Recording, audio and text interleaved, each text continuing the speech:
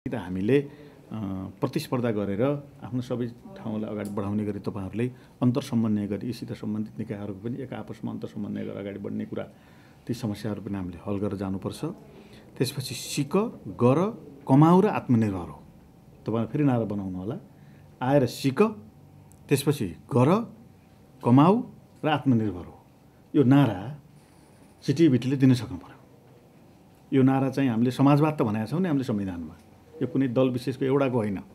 यो राज्यको नै साझा नारा हो र हामीले संविधानको प्रस्तावनाको 5औं प्यारामा प्रष्टसम्म अबको देशको चाहिँ राज्य प्रणाली यो प्रकृतिको हुनेछ भनेर भनेका छौं हामीले।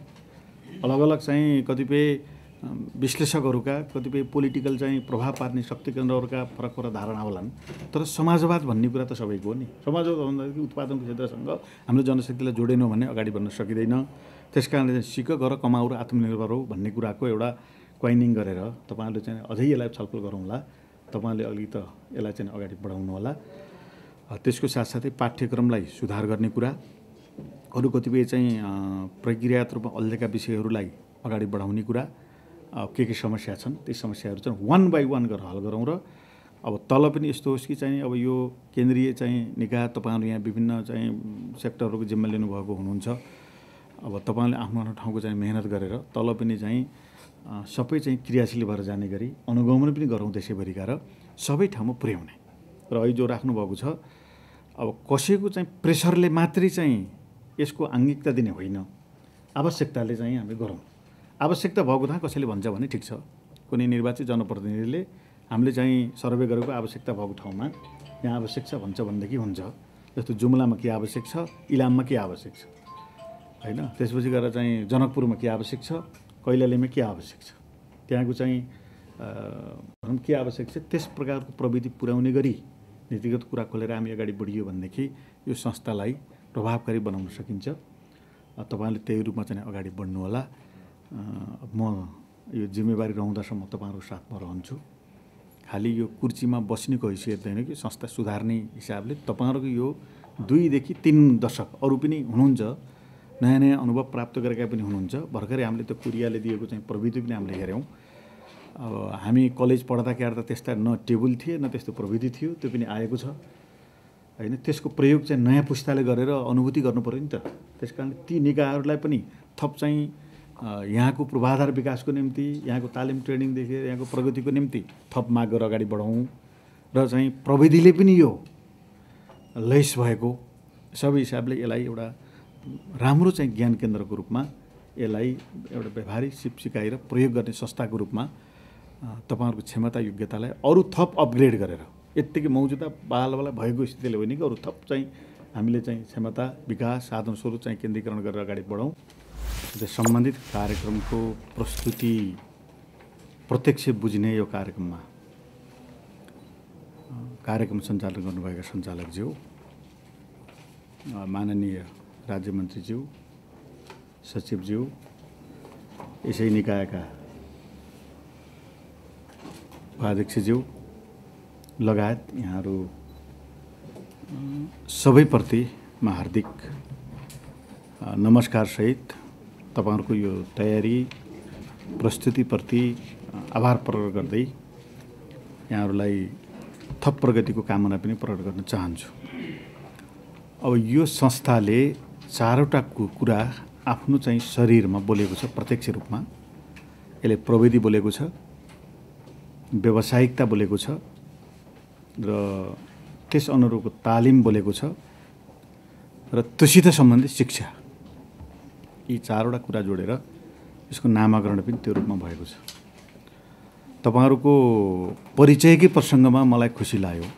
3 दशकको प्राय 2 देखि 3 दशकको अनुभव भएका तपाईहरु जिम्मेवार व्यक्ति र व्यक्तित्व हुनुहुन्छ यो संस्थामा कार्यरत रहनुभएका। यो भनेको आफै एक प्रकारको युनिभर्सिटी हो। 25 वर्ष 30 वर्ष चाहिँ अध्ययन गर्नु भनेको एकजना विद्यार्थी 1 कक्षादेखि पढेर पीएचडी गरुन्जेलीसम्मको भन्दा पनि बढी टाइम तपाईहरुले यहाँ अनुभव प्राप्त गर्नुभएको छ। यो ज्ञान हो, तपाईहरुको प्र्याक्टिकल ज्ञान हो। कुनै ठुलो लाइब्रेरीमा गएर विषयहरू खोजेर अध्ययन गर्नुभन्दा पनि यो क्षेत्रको तपाईहरुले गर्नुभएको अनुभवको ठुलो केन्द्रीकरण यहाँ रहेको छ। त्यस कारणले अब हामीले बुझेको शिक्षाको मुख्य कुरा के हो भने पहिलो कुरो ज्ञान लिनु हो, त्यो ज्ञानलाई तालिममा लैजानु हो र त्यो प्राप्त भएको चाहिँ ज्ञान र तालिमलाई उत्पादनमा जोड्ने हो र उत्पादन भन्दा बित्तिकै हामीले जनतालाई रोजगारी, हामीले मौलिक हकको कुरा पनि रोजगारी हाम्रो संविधानमा मौलिक हककै प्रसङ्गमा जोडेका छौँ। यी कुराहरू यो निकायसँग प्रत्यक्ष रूपमा जोडिएका छन्। यसको शरीरमा उभिएका शब्दहरूको प्रकटीकरण र यी सबै कुराले त्यो कुराको बोध गर्छ। अब यसले चाहिँ खास गरी हामीसित चारवटा शत्रुहरू छन् तपाईँहरू लड्नुपर्ने अनुभवको साथसाथै। एउटा अल्छीपना, अल्छीले हामीलाई स्वास्थ्यको प्रसङ्ग पनि चलायौँ हामीले, शरीर पनि स्वस्थ हुँदैन, गतिशील पनि भइँदैन, क्षमता पनि विकास हुँदैन। अब दोस्रो चाहिँ उदासीनता, ठिकै छ नि त, गरिएको छ, गर्दैछ, चल्दैछ भनेर आफ्नो बारे सोच्ने, संस्था र चाहिँ समूहको बारे कम सोच्ने, यो चाहिँ हाम्रो समस्या हो। र हाम्रा नेपालका सङ्घ संस्था मन्त्रालयहरू चुस्त दुरुस्त हुन नसकेको अर्को महत्त्वपूर्ण कारण चाहिँ यो, र यो हाम्रो शत्रु हो। त्यसले न हाम्रो व्यक्तिगत क्षमतालाई प्रगति गर्छ, न चाहिँ सम्बन्धित हामीले जिम्मा लिएको निकायलाई अगाडि बढाउन सक्छ। त्यस कारणले उदासीन हुने र भइपरि आउने, परेका मात्रै काम गर्ने र प्लानिङमा आफैले नसोचिने कुरा, गलत कुराहरू, त्यसले चाहिँ व्यक्तिगत विकास र उसलाई पनि काम दिने, त्यसका विरुद्ध पनि हामीले लड्नुपर्छ। अब अर्को चाहिँ लापरवाही हामीले चाहिँ ठिकै छ नि त, मेरो यो जिम्मा छ, म कुर्सीमा बसेको छु, भइपरि आएको खतरा काम गरेर भनेर क्रिएटिभ भएर नसोच्ने, रचनात्मक कुरो नसोच्ने र चाहिँ चल्ता रहता है होइन, यो रूपमा चाहिँ सोच्ने कुरा हाम्रो अर्को चाहिँ शत्रु हो। त्यसपछि चाहिँ कुनियत राख्नु, भ्रष्टाचार, गलत हिसाबले अब हामी जिउनुपर्छ, बस्नुपर्छ, हाम्रो पारितोषिक यताउता समस्याहरू छन्, राज्यले चाहिँ सुविधाको निम्ति पहल गर्नुपर्छ, ठिक कुरा हो। तर कहीँ न कहीँ चाहिँ हामीले त्यस्तो प्रकारको सोच चाहिँ कसैले कहीँ पनि हामी कसैले पनि राख्नु हुँदैन। त्यस कारणले मैले कसैलाई इङ्गित गरेर भन्न खोजेको भने कि हाम्रा साझा शत्रु नेपालीहरूका यी चाहिँ हाम्रो जीवनसित जोडिएका कुराहरू हुन् र जो हामीले चार्टमा हेऱ्यौँ, तपाईँहरूले प्रस्तुत गर्दाखेरि 10वटा यसका चुनौतीहरू र आगामी बाटो भनेर 13वटा पोइन्ट आउट गरेर हेर्नुभयो। मैले सबै बुझेँ, दिमागमा क्याच गरेँ। यी कुराहरूलाई केही 2-4 बुँदा थपथाप पार्न जरुरी होला, तर त्यसको निम्ति यी कुराहरू हामी केन्द्रित भइयो भने हामी अगाडि बढ्न सक्छौँ। त्यो रूपमा चाहिँ तपाईँहरूले लिनुहुनेछ भन्ने कुरा म राख्न चाहन्छु। अब लक्षित समुदाय के हो त भन्दा, लक्षित समुदाय हो आधारभूत जनता। यहाँ ठुलो उद्योगपति पनि आउँदैन, कुनै स्टिल इन्डस्ट्री पनि यहाँ आउँदैन, तालिम देऊ भनेर सिमेन्ट इन्डस्ट्री पनि यहाँ आउँदैन। आउने भनेको चाहिँ आधारभूत जनता हो, किसान, श्रमिक, उत्पीडित वर्गकै प्रतिनिधिहरू तालिम लिन, रोजगारको निम्ति खोजीनीति गर्दै पढ्नु पर्यो भनेर आउँछन्। हाम्रो लक्षित समुदाय तिनी हुन्, श्रमिक, आधारभूत जनता, इमान्दार जनता, जसले यो देशमा बस्न चाहन्छन्, यही देशको प्रगति गर्न चाहन्छन्। उनीहरूले रोजगारीको खोजीको निम्ति सिकाइ तालिम जोडेर अगाडि बढ्नको निम्ति यहाँ आउने हुन्। त्यस कारण हाम्रो लक्षित समुदाय भनेका पनि जनता हुन् र देशप्रति समर्पित। नेपाली भइकिन पनि कतिपय चाहिँ यहाँ केही पनि छैन भनेर आलोचना गर्दै विरोध गरेर हिँडेको पनि हामी पाउँछौँ। उहाँहरू पनि देशभक्त नेपाली हुनुहुन्छ, त्यसको मायाले भन्नुभएको हो, तर दायित्वबोध नगर्ने, जेसुकै होस् यहाँ के हुन्छ र भनेर आफ्नै निकाय, आफ्नै संस्थालाई चाहिँ उपेक्षा गरेर चाहिँ त्यसलाई विरोध गर्दै हिँड्ने र दायित्वबोधै नगर्ने। कि नागरिक हो, मैले पनि मेरो देश फेर्नुपर्छ भन्ने हुनु पऱ्यो नि त। अब त्योभन्दा फरक प्रकृतिका म आफै नागरिक हो, मैले मेरो देश मैले जिम्मा लिएको चाहिँ फेर्नुपर्छ भन्ने हिसाबले राख्ने हाम्रा लक्षित समुदायहरू हुन्। त्यस कारणले अब यतापट्टितिर हामीले थ्योरिटिकल कुरामा म धेरै जान चाहन्न, यो रूपमा तपाईँहरू चाहिँ अगाडि बढ्न आवश्यक छ भन्ने कुरा म राख्न चाहन्छु र अगाडि बढ्नु होला। बुझ्नु ज्ञान हो। अब बुझेर मात्रै त पुग्दैन। हाम्रो समस्या भनेको चाहिँ युनिभर्सिटीहरू पनि बुझ्ने बढी छ, प्राप्त भएको ज्ञान चाहिँ प्रयोग गर्ने कुरा निकै कम छ। म्यानेजमेन्ट हामीले उत्पादन गर्छौँ, धेरै विश्वविद्यालयहरूमा चाहिँ म्यानेजमेन्टको विषय छ, तर औद्योगिक रूपमा हामी सबभन्दा पछि छौँ। इन्डस्ट्रियल हाम्रो चाहिँ क्षेत्रको हेऱ्यौँ भनेदेखि कम छ। अब यसले अलिकति चाहिँ प्रविधिसित जोडेको हुँदाखेरि मैले यो प्रासङ्गिक कुरा किन प्रसङ्ग जोड्न खोजेको भने, बुझ्नु, प्रयोग गर्नु, समस्या पऱ्यो भने फेरि बुझ्नु र फेरि प्रयोग गर्नु र बदल्नु हो।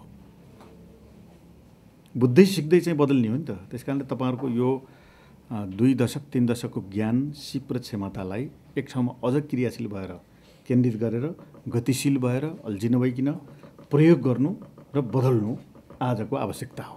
यो लक्षित समुदायलाई केन्द्रित गरेर त्यही रूपमा तपाईँहरूले देखाउनुभएका चुनौतीहरू म फेरि पनि यसलाई चाहिँ एकपटक मैले अध्ययन गर्छु, हामी फेरि पनि त्यहाँ बसौँला, त्यही रूपमा तपाईँहरू अगाडि बढ्नु होला र अब नामै काफी छ भन्ने जस्तो हुनु पर्यो। किनभने अहिले तपाईँहरूले भन्नुभयो जस्तै 11वटा युनिभर्सिटी छन्। म पनि एक प्रकारले युनिभर्सिटी यहाँ 15-20 वर्ष डुले झोला बोकेर हिँडेको मान्छे हुँ। अब युनिभर्सिटीले बदल्ने कुराको खाका प्रस्तुत गर्न सकेका छैनन्। अब हाम्रै हुन्, हामीले प्रयत्न गर्ने कुरा हुन्छ, बदल्ने कुरा मुख्य हो। र यो मात्रै फरक प्रकारको तालिम उत्पादनसित जोडिएको चाहिँ निकाय भएको हुँदाखेरि नामै काफी हो भन्ने मैले तपाईँलाई भन्न किन खोजेको भनेदेखि अहिलेका बहाल मौजुदा 11वटा युनिभर्सिटी, त्यसपछि गएर 753वटा स्थानीय पालिका र 7वटा प्रदेशले र तपाईँहरूले भन्नुभएको यहाँ चाहिँ 12वटा मन्त्रालय अन्तर्सम्बन्धित छ भन्नुभयो, अरू पनि थपिएलान्। उनीहरूले चाहिँ सिटिभिटी भनेको चाहिँ नामै काफी हो भनेर बुझ्नु पऱ्यो नि त। तपाईँहरूको दक्षता, तपाईँहरूको क्षमता, तपाईँहरूको सक्रियता होइन, तपाईँले गरेको कुराले त्यो रूपमा चाहिँ लिनु पऱ्यो। र त्यही प्रकारको प्रोग्रामहरूमा थपेर हामी सल्लाह गरौँला प्राविधिक हिसाबले। मैले अस्ति पनि भनेको थिएँ, एकजना हाम्रो 2जना साथीहरू मलाई भेट्दाखेरि यहाँ आउनुभएको होला, सायद करेला दिनुभएको थियो। मैले त गम्भीरतापूर्वक फोटो खिचेर राखेको छु। मैले दोहोऱ्याएर 3 पटक भने मैले आफ्नै उत्पादन होइन, शिक्षण संस्थाले गरेको उत्पादनको त्यो पकेट हाम्रो हातमा आउँदाखेरि गर्वको अनुभूति भयो। जहाँ जहाँ सुरुवात भएको छ त्यसलाई चाहिँ तालिमको अतिरिक्त, थ्योरिटिकल ज्ञान प्राप्त गर्ने कुराको अतिरिक्त प्र्याक्टिकल चाहिँ कुरा हामी यसरी सुरु गर्छौँ भन्ने कुरा ठुल्ठुला चाहिँ कृषि फर्म खोल्नेहरूले यहाँको प्रडक्ट चाहिँ लाने माग गरून्, ठुल्ठुला होटलहरूले चाहिँ यहाँको प्रडक्ट चाहिँ जनशक्ति लैजाने माग गरून्, ठुल्ठुला चाहिँ यसैसित सम्बन्धित सिप तालिमकाहरूले यहाँको प्रडक्ट लाने माग गरौँ। त्यसैले नामै काफी भनेर मैले भन्न खोजेको के हो भनेदेखि त्यो प्रकृतिको निकाह एउटा चाहिँ त्यस्तो प्रकारको इन्स्टिच्युट जसले चाहिँ उत्पादन, रोजगार र चाहिँ खास गरी ज्ञानको चाहिँ केन्द्रको रूपमा यसले अरूलाई योग्य चाहिँ जनशक्ति दिने, अरूले सिक्ने एउटा निकायको रूपमा अगाडि बढोस्। तपाईँहरू बढाउन प्रयत्न गर्नुहोला। योसित सम्बन्धित कानुनी र कतिपय चाहिँ झमेलाहरू, जस्तो यो मेडिकलसित सम्बन्धित कुरा तपाईँले चार्टमा देखाउनु भयो, धेरैतिरबाट कुरा पनि आएको छ। यसलाई केही न केही कुनै रूपमा हामीले यसलाई फुकाउनुपर्छ। र त्यसपछि अन्तर्सम्बन्धित विषयहरू, अन्तर्सम्बन्धित केही समस्या मैले साइडबाट सुनेको छु, हामी चाहिँ सम्बन्धित पक्षहरूसित छलफल गरौँला। एकअर्कामा निकै चाहिँ समन्वय गरेर, एकअर्कामा समन्वय कस्तो प्रकृतिको हुनु, प्रतिस्पर्धा, महत्त्वपूर्ण प्रकृतिको प्रतिस्पर्धा, एकले अर्कालाई पछार्ने, होच्याउने प्रकृतिको प्रतिस्पर्धा हाम्रो आङ्गिक निकायमा पक्कै पनि छैन होला, भयो भने राम्रो होइन। त्यस कारणले अलिकति हामीले प्रतिस्पर्धा गरेर आफ्नो सबै ठाउँलाई अगाडि बढाउने गरी तपाईँहरूले अन्तर्समन्वय गरी यीसित सम्बन्धित निकायहरूको पनि एक आपसमा अन्तर्समन्वय गरेर अगाडि बढ्ने कुरा, ती समस्याहरू पनि हामीले हल गरेर जानुपर्छ। त्यसपछि सिक, गर, कमाऊ र आत्मनिर्भर हो। तपाईँहरू फेरि नारा बनाउनु होला, आएर सिक, त्यसपछि गर, कमाऊ र आत्मनिर्भर हो। यो नारा सिटिभिटीले दिन सक्नु पर्यो। यो नारा चाहिँ हामीले समाजवाद त भनेका छौँ नि हामीले संविधानमा, यो कुनै दल विशेषको एउटाको होइन, यो राज्यको नै साझा नारा हो। र हामीले संविधानको प्रस्तावनाको 5औं प्यारामा प्रष्टसम्म अबको देशको चाहिँ राज्य प्रणाली यो प्रकृतिको हुनेछ भनेर भनेका छौँ हामीले। अलग अलग चाहिँ कतिपय विश्लेषकहरूका, कतिपय पोलिटिकल चाहिँ प्रभाव पार्ने शक्ति केन्द्रहरूका फरक फरक धारणा होलान्, तर समाजवाद भन्ने कुरा त सबैको हो नि। समाजवाद भन्दाखेरि उत्पादनको क्षेत्रसँग हामीले जनशक्तिलाई जोडेनौँ भने अगाडि बढ्न सकिँदैन। त्यस कारणले चाहिँ सिक, गर, कमाऊ र आत्मनिर्भर हो भन्ने कुराको एउटा क्वाइनिङ गरेर तपाईँहरूले चाहिँ अझै यसलाई छलफल गरौँला। तपाईँले अलिकति यसलाई चाहिँ अगाडि बढाउनु होला। त्यसको साथसाथै पाठ्यक्रमलाई सुधार गर्ने कुरा, अरू कतिपय चाहिँ प्रक्रियागत रूपमा अल्झेका विषयहरूलाई अगाडि बढाउने कुरा, के समस्या छन् ती समस्याहरू चाहिँ 1 बाई 1 गरेर हल गरौँ। र अब तल पनि यस्तो होस् कि चाहिँ अब यो केन्द्रीय चाहिँ निकाय तपाईँहरू यहाँ विभिन्न चाहिँ सेक्टरहरूको जिम्मा लिनुभएको हुनुहुन्छ। अब तपाईँले आफ्नो आफ्नो ठाउँको चाहिँ मेहनत गरेर तल पनि चाहिँ सबै चाहिँ क्रियाशील भएर जाने गरी अनुगमन पनि गरौँ देशैभरिका, र सबै ठाउँमा पुर्याउने।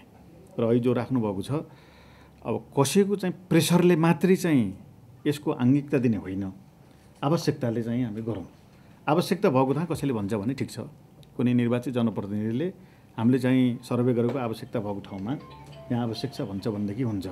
जस्तो जुम्लामा के आवश्यक छ, इलाममा के आवश्यक छ होइन, त्यसपछि गएर चाहिँ जनकपुरमा के आवश्यक छ, कैलालीमा के आवश्यक छ, त्यहाँको चाहिँ भनौँ के आवश्यक छ त्यस प्रकारको प्रविधि पुर्याउने गरी नीतिगत कुरा खोलेर हामी अगाडि बढियो भनेदेखि यो संस्थालाई प्रभावकारी बनाउन सकिन्छ। तपाईँले त्यही रूपमा चाहिँ अगाडि बढ्नु होला। म यो जिम्मेवारी रहँदासम्म तपाईँहरूको साथमा रहन्छु। खालि यो कुर्सीमा बस्नेको हैसियत होइन कि संस्था सुधार्ने हिसाबले तपाईँहरूको यो 2 देखि 3 दशक अरू पनि हुनुहुन्छ, नयाँ नयाँ अनुभव प्राप्त गरेका पनि हुनुहुन्छ। भर्खरै हामीले त्यो कोरियाले दिएको चाहिँ प्रविधि पनि हामीले हेऱ्यौँ। अब हामी कलेज पढ्दाखेरि त त्यस्ता न टेबल थिए न त्यस्तो प्रविधि थियो, त्यो पनि आएको छ होइन। त्यसको प्रयोग चाहिँ नयाँ पुस्ताले गरेर अनुभूति गर्नु पर्यो नि त। त्यस कारण ती निकायहरूलाई पनि थप चाहिँ यहाँको पूर्वाधार विकासको निम्ति, यहाँको तालिम ट्रेनिङदेखि यहाँको प्रगतिको निम्ति थप माग गरेर अगाडि बढाउँ र चाहिँ प्रविधिले पनि यो लैस भएको सबै हिसाबले यसलाई एउटा राम्रो चाहिँ ज्ञान केन्द्रको रूपमा यसलाई एउटा व्यवहारिक सिकाइ र प्रयोग गर्ने संस्थाको रूपमा तपाईँहरूको क्षमता योग्यतालाई अरू थप अपग्रेड गरेर यत्तिकै मौजुदा बालवाला भएको स्थितिले होइन कि अरू थप चाहिँ हामीले चाहिँ क्षमता विकास साधन स्रोत चाहिँ केन्द्रीकरण गरेर अगाडि बढौँ। यही कुरा यहाँहरूलाई राख्दै फेरि पनि प्रसङ्गवश हामी भेटघाट चाहिँ आगामी दिनहरूमा गर्नेछौँ। मेरा संक्षिप्त बनाइहरू अन्त गर्न चाहन्छु। धन्यवाद।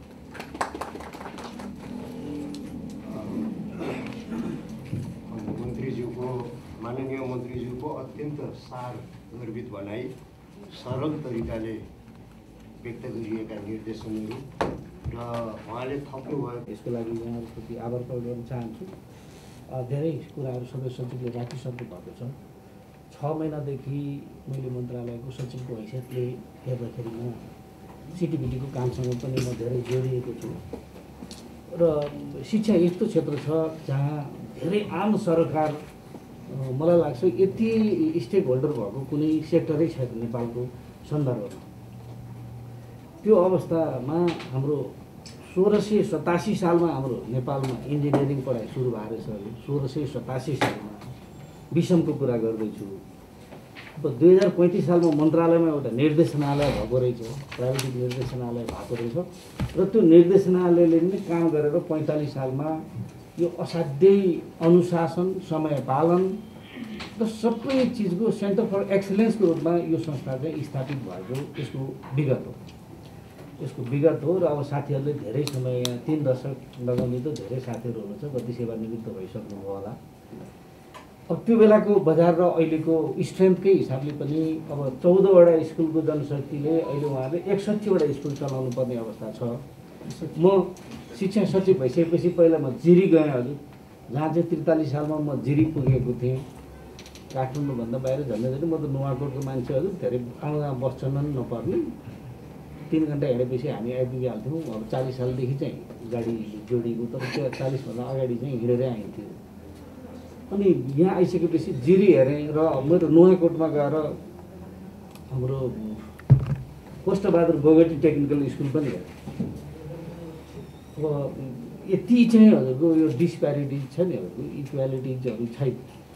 सेवा सुविधादेखि सबै चिजमा अब हामीले विस्तार त हामी भयौँ हजुर, एक्सपेन्सन त भयौँ, 61वटा भन्नलाई त भयो, तर त्यहाँ चाहिँ धेरै नै ग्याप भएको मैले एउटा इन्डिकेटिभ भनाइ मैले हजुरलाई राख्न चाहेँ। खास गरी यो जुन सुरुमा हाम्रो सिटिभिटीको स्थापना गर्दाखेरिमा यसको ऐनमै हामीले हेर्दाखेरिमा पनि समन्वय र सहजीकरण गर्नलाई नै यो ऐनको चाहिँ व्यवस्था गरेको भनेर चाहिँ भनिएको छ। अब त्यो बेलाको जुन स्ट्रेन्थ भन्दा अहिलेको हाम्रो स्ट्रेन्थ जुन बेलामा हाम्रा अग्रजहरूले स्थापना गर्नुभयो त्योभन्दा अगाडि धेरै हामी अगाडि बढिसक्यौँ। तर हाम्रो म्यान पावर, खास गरी यो संस्थालाई डेलिभरी गर्ने योग्य बनाउनको लागि यसको म्यान पावरमा नै हामीले सुधार गर्नुपर्थ्यो, यसको क्षमता बढाउनु पर्थ्यो। त्यो अघि सदस्यजीको प्रस्तुतिमा पनि आयो। जम्मा 932 यसको जुन बेलाको 52 सालको स्ट्रेन्थ हो त्यसमा बढेको छैन र धेरै कर्मचारीहरू अस्थायी र करारमा मात्रै भएको कारणले गर्दाखेरिमा पनि यो संस्थालाई अगाडि बढाउनलाई नेतृत्वलाई धेरै नै कठिन भएको भन्ने मलाई लाग्दछ। र आधारभूत मध्यम स्तर र उच्च स्तरीय जनशक्ति बनाउने भन्ने यसको उद्देश्य भएको भए पनि र पछिल्लो चरणमा हाम्रो शिक्षा राष्ट्रिय शिक्षा नीतिले 70% प्राविधिक शिक्षामा जोड गर्ने र 30% मात्रै हाम्रो चाहिँ साधारण शिक्षातिर विद्यार्थीलाई चाहिँ उत्प्रेरित गर्ने भन्ने अवस्थामा एकातिर हाम्रो क्षमता नबढ्ने, भएकोमा क्रेडिबिलिटी दिन नसक्ने, जस्तो अघि उहाँले भन्नुभयो अब हामीले टेक्निकल स्कुल भन्ने खोलेका छौँ, अब एकजना सहायक स्तरको त्यस्तो साथीलाई जसमा ऊ आफै लिडरसिपको उसलाई नै हामीले चाहिँ तयार गर्न नसकेको साथीहरूलाई त्यहाँको चाहिँ प्रमुख बनाउनु परेको छ। जसले गर्दाखेरिमा अरू स्टेक होल्डरहरूसँग जस्तो हजुर नगरपालिकादेखि प्रदेश सरकारदेखि सबैसँग चाहिँ एउटा कन्फिडेन्सियल एउटा क्रेडिबल चाहिँ उसले लिडरसिप देखाउन सक्यो भने पैसाको चाहिँ हामीलाई दुःख हुन्थेन। तल अहिले हजुर यो परिमार्जित व्यवस्थाले शिक्षामा सहयोग गर्न सबै नै अग्रसर हुनुहुन्छ। त्यस हिसाबमा यसको अलिकति समस्या छ भन्ने मलाई लाग्छ जनशक्तिको सम्बन्धमा। र यो राष्ट्रिय शिक्षा नीतिले एउटा कुरालाई चाहिँ सेटल गरेको छ। राष्ट्रिय शिक्षा नीति 2076ले चाहिँ यो इच्छुक नागरिकहरूको लागि समावेशी एवं समतामूलक पहुँच स्थापित गर्दै देश विकासका लागि योग्य सक्षम सेवामूलक र उद्यमशील जनशक्ति तयार गर्नु त्यो नीतिको मुख्य उद्देश्य भनेको छ। र त्यसको लागि नीति यो रणनीति र कार्यनीतिको पनि व्यवस्था गरेको छ। रणनीतिको हिसाबमा व्यापक सहभागिताको वातावरण सृजना गर्ने भनेर भनेको छ कि प्राविधिक शिक्षा चाहिँ सिक्न चाहिँ चाहने मानिसको लागि उसको पोटेन्सियल चाहिँ मर्न नदिनुको लागि राज्यले त्यो व्यवस्था गर्ने भन्ने कुरा नीतिले बोलेको छ। त्यस्तै विभिन्न सरकारवालाहरूको सहभागिता साझेदारी र लगानीलाई पनि यो पानीको फोका जस्तो भन्दा पनि एकदम दिगो बनाएर विद्यार्थीको र खास गरी नागरिकको वेलफेयरमा लगाउन सुनिश्चित गर्ने भन्ने कुरा बोलिएको छ। त्यस्तै पहुँच समावेशिता र श्रम बजारको आवश्यकता अनुकूलको प्राविधिक जनशक्ति तयार गर्ने भनेको छ। अहिले सदस्यज्यूको प्रस्तुतिबाट पनि त्यहाँ के कुरा देखियो भने जसरी अब आज राष्ट्रिय चिकित्सा शिक्षा आयोग ऐनको व्यवस्थाले 2172 जना विभिन्न विधाका मानिसलाई हामी उच्च शिक्षामा स्कलरसिप दिन सक्छौँ भने हाम्रो यो आधारभूत मध्यम स्तर र उच्च स्तरीय जनशक्ति उत्पादनमा 8000 जनाले राज्यबाट सुविधा प्राप्त गर्न सक्ने अवस्था यहाँ प्रस्तुत भएको अवस्था छ।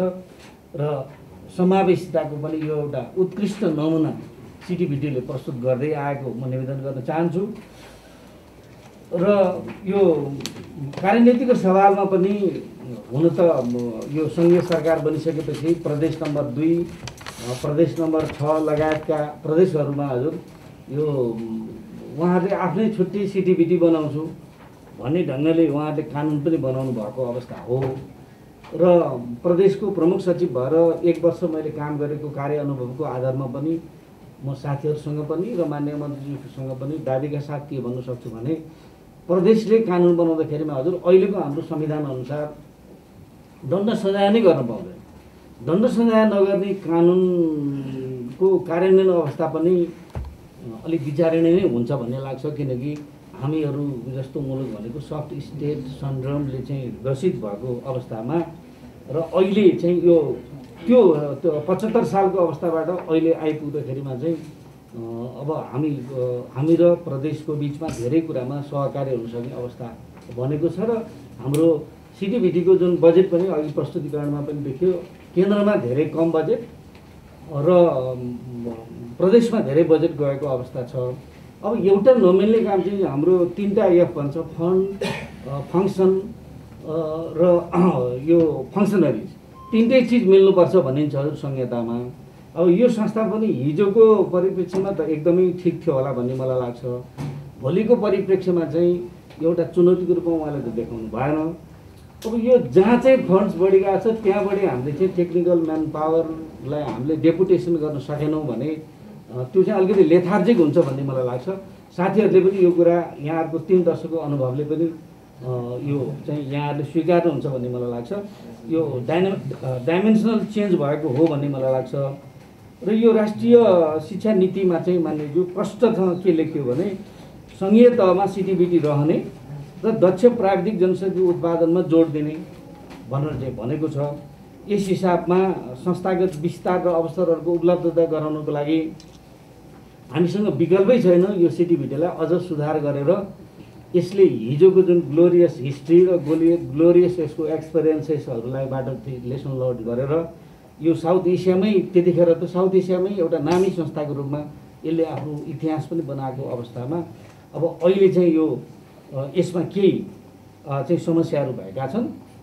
एउटा समस्या त डाइनामिक चेन्ज नै यो हजुरको हामी माथि ठुलो थियौँ भने अब तल चाहिँ हामी खुलेर जानुपर्ने तल हामी सपोर्टिभ हुनुपर्ने अवस्थामा पुगेका छौँ भने अघि बजारको माग अनुसारको अरू थप जनशक्ति उत्पादन गर्नको लागि हाम्रो पाठ्यक्रममा पनि सुधार गर्नुपर्ने र यो विषय विधागतमा पनि चेन्ज गरेर जानुपर्ने अवस्था रहेको छ। मन्त्रालयको सचिवको हैसियतले मेरो चाहिँ बुझाइ छ। मलाई लाग्छ विभिन्न सरकारवालाहरूले मलाई दिएको इनपुट पनि त्यही नै हो भनेर म यहाँ माननीयज्यूलाई जाहेर गर्न चाहन्छु। बाट तपाईहरूले धेरै सान्दर्भिक मन्तव्य चाहिँ प्रस्तुत गर्नुभयो र त्यसको लागि म धेरै आभार व्यक्त गर्दछु। र सबभन्दा पहिला म के भन्न चाहन्छु भने यो सिटिभिटीबाट प्रदेश जिल्ला सबै ठाउँमा देशैभरि यो प्राविधिक शिक्षालय गएको छ। यो प्राविधिक शिक्षालय सबै स्कुलहरूमा चाहियो पनि र अनिवार्य पनि हो। अब यहाँबाट म मन्त्रालय सम्हालिसके पछाडि जिल्ला फर्केको थिएँ। विभिन्न स्कुलहरूमा चाहिँ कार्यक्रम राखिएको थियो। जहाँ कार्यक्रम राख्दाखेरि त्यहाँ चाहिँ जतिखेर उहाँहरूको एउटै डिमान्ड एउटै माग कि हाम्रो स्कुलमा चाहिँ प्राविधिक शिक्षालय चाहियो।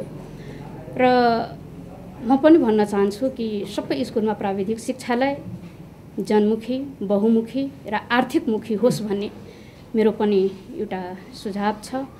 र सबभन्दा पहिला जहाँ जुन स्कुलमा यो प्राविधिक शिक्षालय विभिन्न छ, अब कृषि कम्प्युटर स्वास्थ्यतर्फको एचएहरू होइन अनमी सबै गएको छ। त्यहाँ के छ भने जुन स्कुलहरूमा गएको छ त्यो चाहिँ अब हाम्रो प्रस्तुतिकर्ताहरूले भन्नुभयो कि या त यसलाई बन्द गर्नुपर्ने या त चाहिँ राम्रोसँग सञ्चालन गर्नुपर्ने। अब स्थितिहरू कस्तो छ भने साँच्चीकै कुनै जहाँ जुन स्कुलमा दिएको छ भने अब जुन स्कुलमा प्राविधिक कृषि शिक्षालय दिएको छ भने त्यहाँ चाहिँ जमिनको नै अभाव, त्यहाँ चाहिँ जमिनको नै अभाव। 1 वर्ष भइसकेको छ, 6 महिना भइसकेको छ, त्यो प्राविधिक शिक्षालय कृषि प्राविधिक शिक्षालय चाहिँ सञ्चालन नै गर्न सकेको छैन।